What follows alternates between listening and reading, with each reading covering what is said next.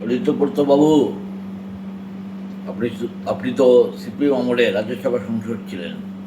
CPM আপনাকে করেছিল, না কি মুরদে করেছিল আপনাকে। তারপরে সিপিএম বহিষ্কার করলো আপনার কিছু কৃতকর্মের জন্য। আপনি টিএমসিতে ঢুকলেন। আপনি তো সুযোগ সন্ধানী প্লেয়ার ছিলেন,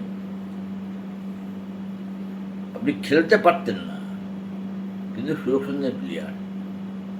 এবং টিএমসির এই বিপদে আপনি ঠিক কায়দা মারলেন আবার।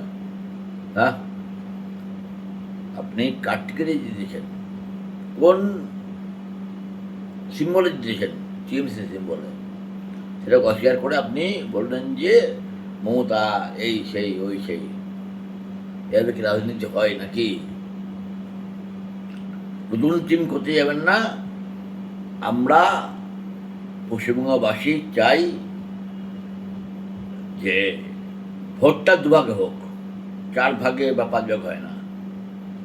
একদিকে বিজেপি থাকুক, একদিকে সবাই থাকুক।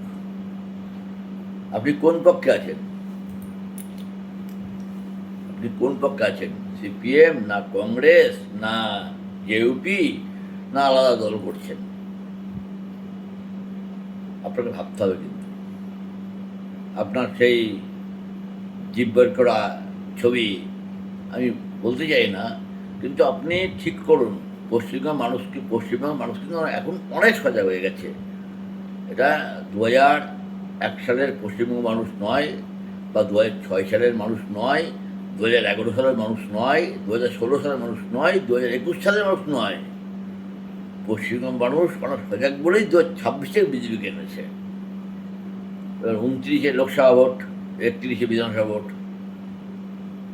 আপনি কি পথে যাচ্ছেন বলুন তো? অভিষেককে যেভাবে মারা হয়েছে ডিম ছুঁড়ে, আপনাকে তাহলে কীভাবে মারা হবে? ডিম না অন্য কিছু? হ্যাঁ, ভোজ সিয়ানা আপনি। হ্যাঁ, আপনি ভোজ সিয়ানা। আপনার সিয়ানাগিরি খাটবে না আর ঋতুব্রত। ঠিক আছে, যত জিভ বার করে সাপের জিভের মতন জিভ দেখান, আপনার ঋতুব্রত খাটবে না। নমস্কার।